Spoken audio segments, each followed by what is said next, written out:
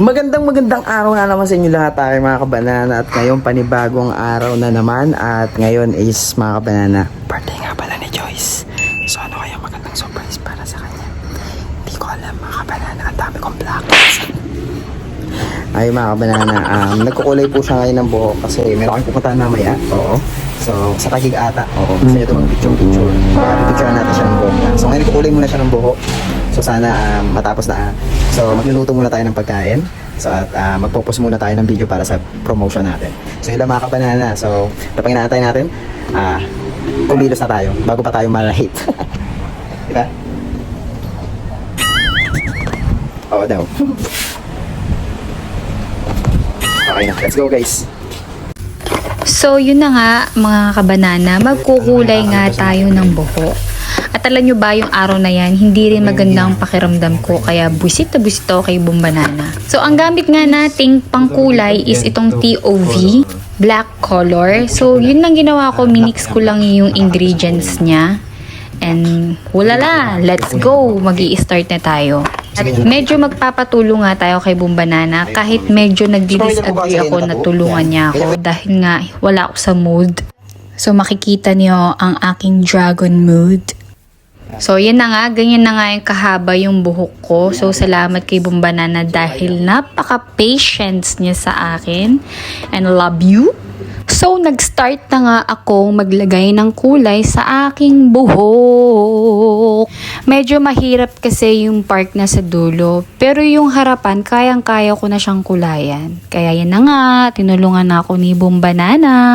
Para nga hindi rin makulayan ang aking balat. So, naglagay kami ng plastic sa aking katawan. Ayan na nga, nambubuisit pa rin si Bombanana. Kahit buisit na ako.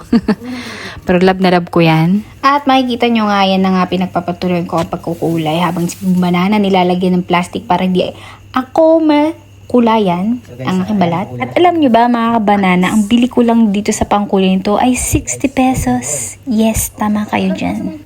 Murang-mura, safe naman siya. Shout out sa mga gumagamit din nitong pangkulay na ginamit ko. Yamete kudasai! At feeling ko nga kaya dragon mode na ako. Kasi gutom na nga ata ako. Yan na nga si Bombanana may kalokohan pang ginagawa. Ano ba yan? So nagluluto nga siya ng Lucky Me bulalo. Ginagawa mo. Habang ako pinagpapatuloy ko ang pagkukulay. So, nung hindi ko na maabot, siya na pinagpatuloy kong. Sabi ko, ituloy mo na yan, friend. Hindi ko na carry. At natapos na nga ang pagkukulay namin. Nabad ko na siya ng 20 minutes. So, habang binababad nga natin yung pangkulay, kumain na tayo. So, mabilisang ulam na lang kinain namin dahil nga aalis din kami ngayon. Para good mood tayo habang lumalabas. Ay, mali. Habang lumabas. Diba?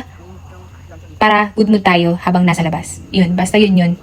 Ang gulo ko, friend. So, usap-usap na nga kami dyan. Chikahan, ayan na. Nagiging good mood na yung dragon. Uy! May nakita ako sa cellphone niya. Isa talaga akong NBI.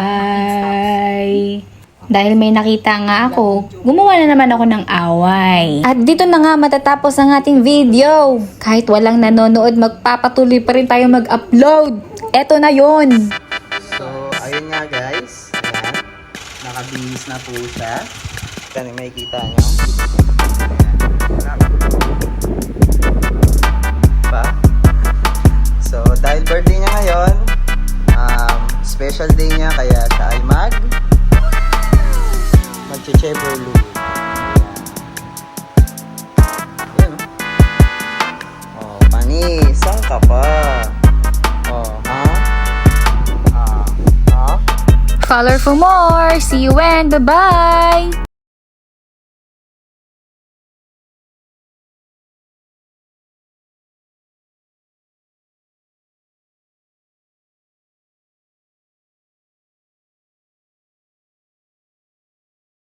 Ginagawa mo.